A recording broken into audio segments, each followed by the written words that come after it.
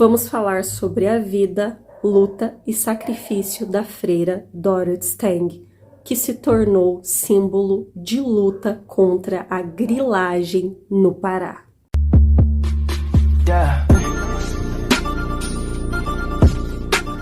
Hoje, no Conceito e a Coisa, mergulhamos numa história que completa 21 anos no dia 12 de fevereiro de 2026.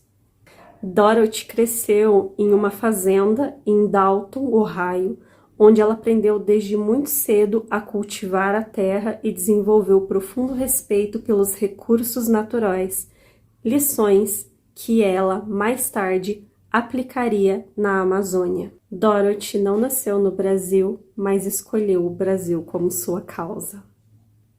Ela escolheu não ser uma espectadora da injustiça.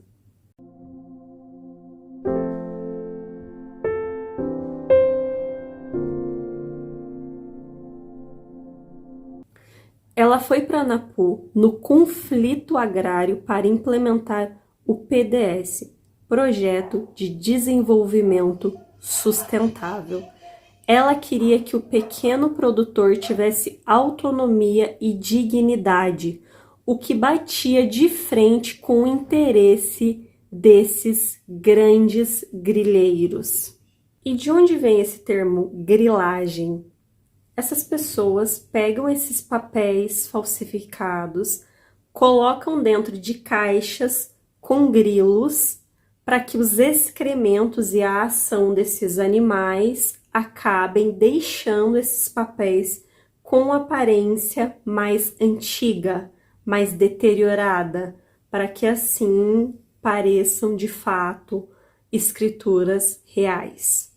E os grileiros? O que são essas pessoas? Eu vou ler para vocês. Grileiros são pessoas ou grupos que praticam a grilagem, um crime que consiste na apropriação ilícita de terras públicas ou de terceiros através da falsificação de documentos. Eles utilizam escrituras falsas, muitas vezes com a aparência de antigas, para simular a propriedade, frequentemente envolvendo grilagem de terras, desmatamento e ameaça a populações tradicionais. E qual que é o perfil desses grileiros? Geralmente são grandes empresários, pecuaristas, madeireiros ou políticos com influência agindo com o uso de jagunços armados. Então a Dorothy, ela chega no Brasil em 1966. Ela veio como missionária em uma missão de catequização no Brasil. Então, quando Dorothy chegou ali nessa cidade e percebeu o que estava acontecendo, ela começou a denunciar essa grilagem, esse roubo, essa apropriação criminosa. Galera, lembrando que a irmã Dorothy chegou aqui na ditadura militar e o regime militar aprovava esse, abre aspas, modelo desenvolvimentista, fecha aspas. Então, vocês podem imaginar o que essa mulher passou para defender esses povos da floresta. Então, ela implementou esse sistema, ela lutou junto ao INCRA para implementar esse sistema sustentável para que esses pequenos agricultores tivessem a sua subsistência das terras, e isso afetava diretamente essas comunidades mais pobres, afetava essas pessoas e ela não conseguia viver e conviver com essa injustiça que acontecia ali aos olhos de todos, o que claramente começou a incomodar gente muito poderosa.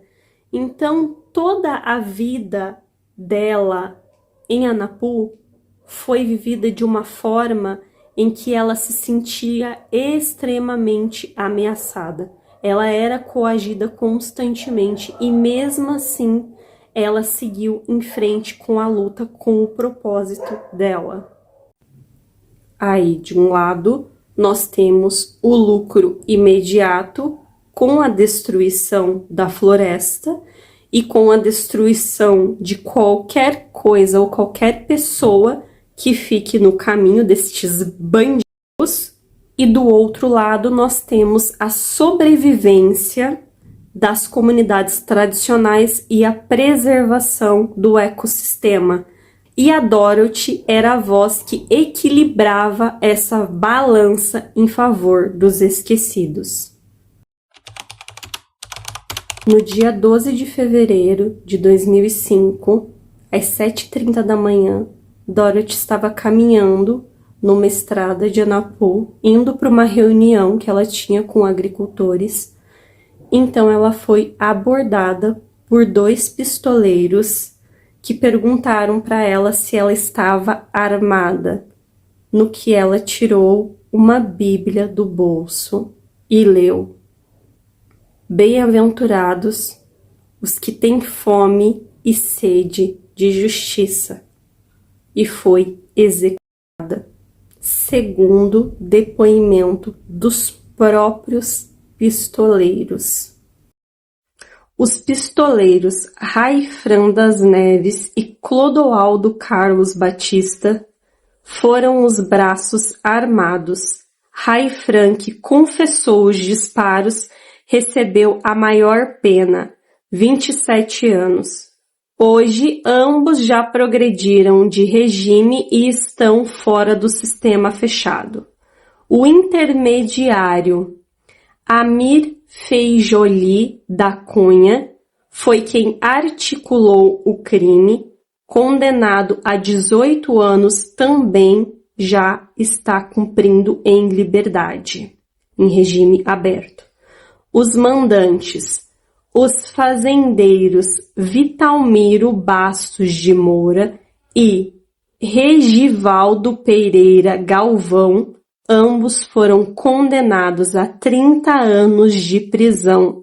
O processo foi marcado por uma batalha jurídica que levou quase 15 anos, com sucessivos recursos, e atualmente o cenário é de liberdade para eles, né? Porque a Dorothy, infelizmente, não teve a mesma sorte.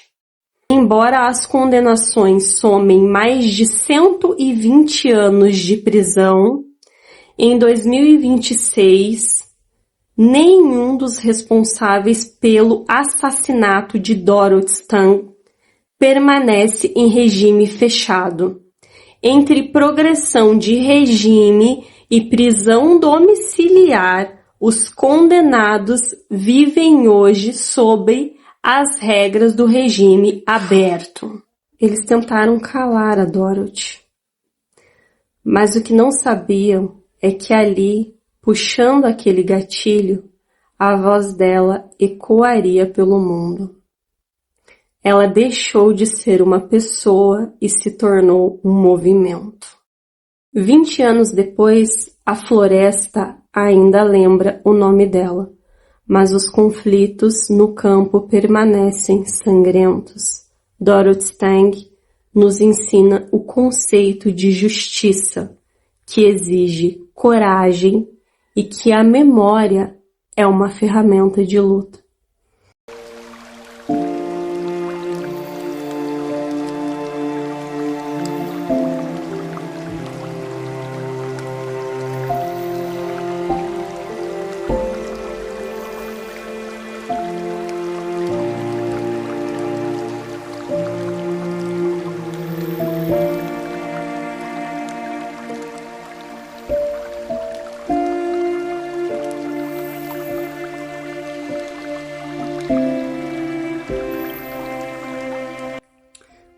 Por isso, Dorothy, eu fiz esse vídeo, para que a sua luta seja preservada e a sua memória nunca seja esquecida, querida Dorothy.